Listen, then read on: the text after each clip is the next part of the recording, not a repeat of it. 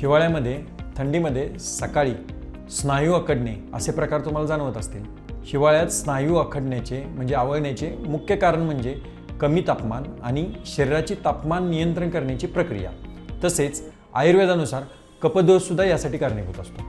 हिवाळ्यात बाह्य तापमान कमी झाल्यामुळे शरीरात रक्ताभिसरण कमी होते, विशेषतः शरीराच्या पायांच्या भागात, त्यामुळे ते ताणले जातात आणि कडक होतात। याशिवाय कमी फिजिकल ॲक्टिव्हिटी म्हणजेच व्यायाम न करणे यामुळे सुद्धा स्नायूमध्ये कडकपणा येऊ शकतो। शरीर योग्य प्रमाणात उबदार ठेवणे, हिवाळ्यामध्ये वातावरण जरी थंड असले तरी थोडा व्यायाम केला पाहिजे। स्नायू लवचिक ठेवण्यासाठी नियमित स्ट्रेचिंग केलं पाहिजे।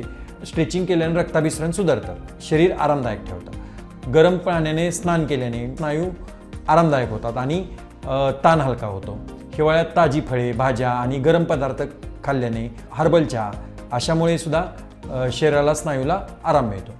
अधिक प्रोटीन असलेले मूग डाळ असेल तर असे जे पदार्थ आहेत हे खाल्याने स्नायूवर ताण कमी होतो। हिवाळ्यात पाणी पिणे कमी होऊ शकते, पण शरीराच्या हायड्रेशनसाठी पाणी योग्य प्रमाणात पिलं पाहिजे। हायड्रेट राहिल्याने स्नायूमध्ये ताणल्याची होणारी जी वेदना आहे ती कमी होऊ शकते। स्नायू कडक झाल्यावर हलका मसाज कोमट तेलानं तुम्ही करू शकता, यामुळे रक्ताभिसरण सुधारतं। ताण आणि स्ट्रेस कमी करणे, हिवाळ्यात स्नायू ताणले जाणे हे सामान्य आहे, पण योग्य काळजी घेतल्यास त्यावर आपण नियंत्रण ठेवू शकतो।